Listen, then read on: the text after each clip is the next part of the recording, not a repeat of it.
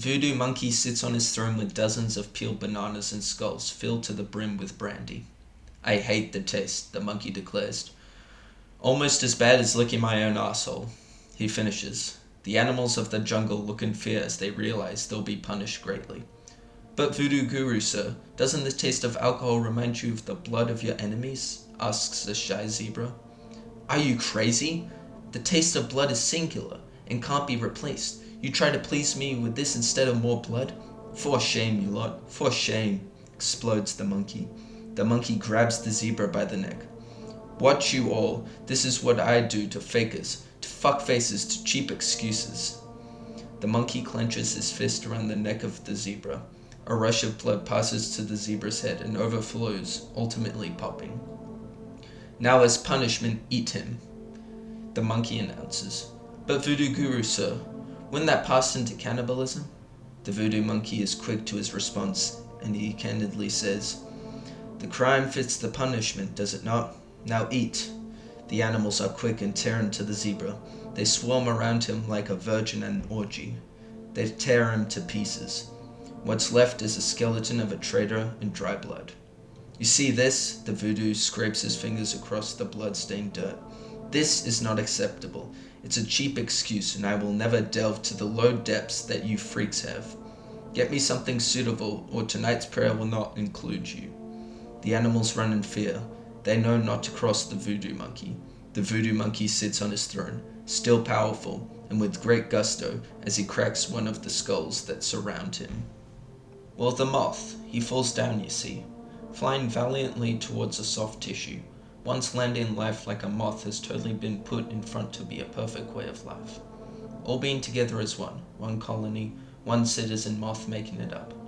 They all have two goals in life: find the light, and proceedings of procreation must commence. See, for a species to survive, procreation is the one universal rule. To make us last, you must fuck. Us being all the same shouldn't be hard. Shag your aunt, teach your sister the old 1-2 to bag her.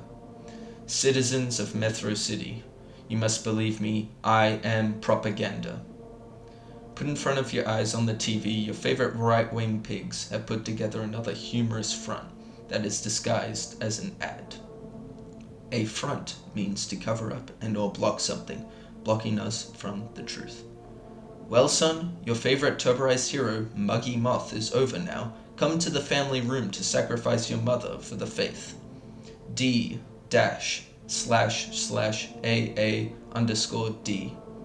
She agreed to it, loves the idea to bits. Now carry out your thumb and hop along to the sacrifice. Malnourished when bugs eat away at the pesky skin.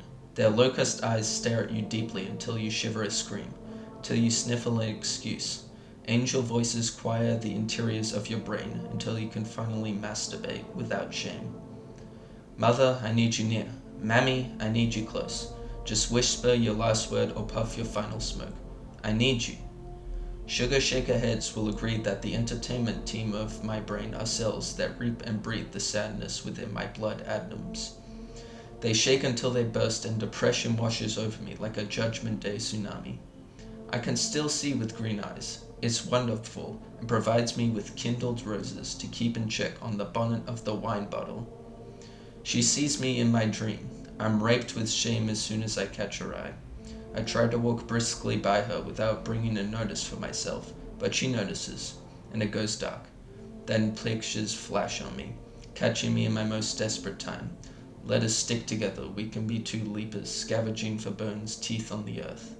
The dirt will kick up and kick us away, but if we return with greater malice, we shall achieve what's in Epsilon. The siren rings. This is not a promising return.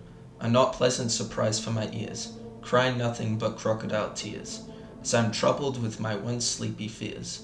I want to be a rock, as high as the sun, only to be shot down by a dusted cowboy with a 6-shooter Remington gun. Satellite, do you hear me? I have some holes that need healing. They bleed if I scratch, they bleed if I cry. I'm sure they'll be bleeding me and the rest of my skeleton tree dry. What more do you want from me? Evil Jesus, please, what more do you need? If it's biblical, then let my wounds finally kill me. The angel of death stands between heaven and earth, holding a poison-dripping sword. Identified with Satan, he is full of powers. a diligent reaper, an old fugitive and wanderer like Cain, a beggar, a peddler, an Arab nomad, a skeleton capering with sinners and misers in a juggler's dance. But the nightmarish angel presents a different face to the one who has died before death, who has attained some measure of the apatheia of a saint. We are told that Azrael, death, appears to our spirit in a form determined by our beliefs, actions, and dispositions during life. He may even manifest invisibly, so the man may die of a rheumatic pain, of a rotten stench. When the soul sees Azrael, it falls in love, and its gaze is thus withdrawn from the body, as if by a seduction.